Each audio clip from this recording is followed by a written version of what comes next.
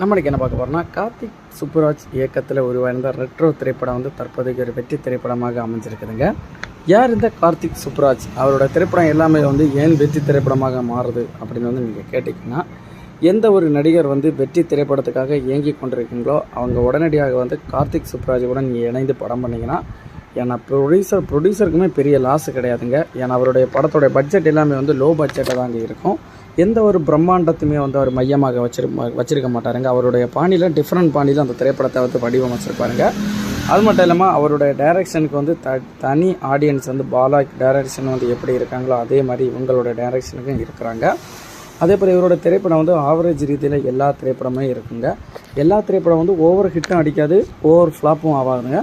Average ரீதியில் இருக்குங்க. அதாவது சூப்பர் ஸ்டார் ரஜினிகாந்த் அவர்களுக்குமே பொழிஞ்சிருந்த நிலையில் அவருக்குமே பேட்ட திரைப்படத்தின் மூலம் ஒரு கம்பேக் கொடுத்துருந்தாங்க.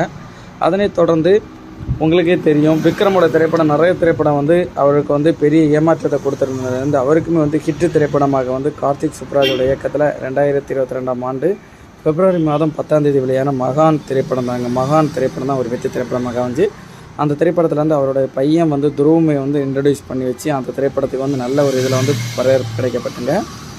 அதனைத் தொடர்ந்து நீங்கள் பார்த்தீங்கன்னா எஸ்.ஜே. சூர்யா மற்றும் ராகவா லாரன்ஸ் இவங்க 2 பேரோட நடிப்பில் வெளியிருந்த ஜிகிர்தண்டா XX திரைப்படம் நீங்கள் பார்த்தீங்கன்னா நல்ல வரவேற்பு கிடைக்கப்பட்டு, இந்த திரைப்படம் கார்த்திக் சுப்புராஜோட இயக்கத்தில் 2023ஆம் ஆண்டு நவம்பர் மாதம் 10ஆம் தேதி வெளியாகிறது குறிப்பிடத்தக்கதுங்க.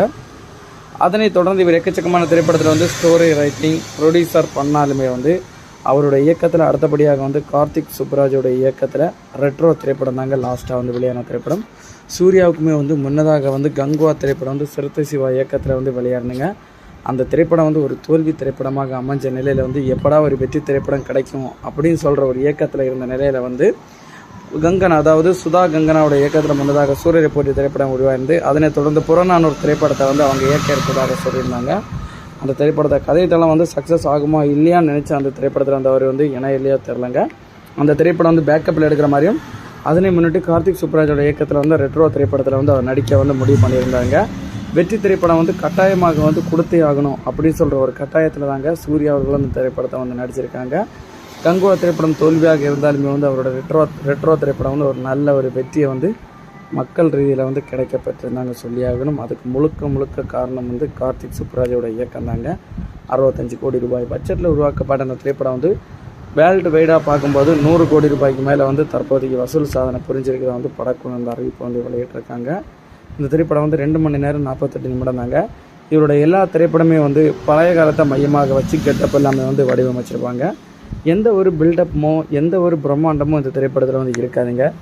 எல்லாமே மியூசிக்குமே பெரிய லெவலுக்கு இருக்காது, எல்லாம் ஆவரேஜ் ரேட்டில் தான் இருக்கும். சாங்குமே அதே போல் தாங்க ஆவரேஜ் ரேட்டில் தாங்க இருக்கும்.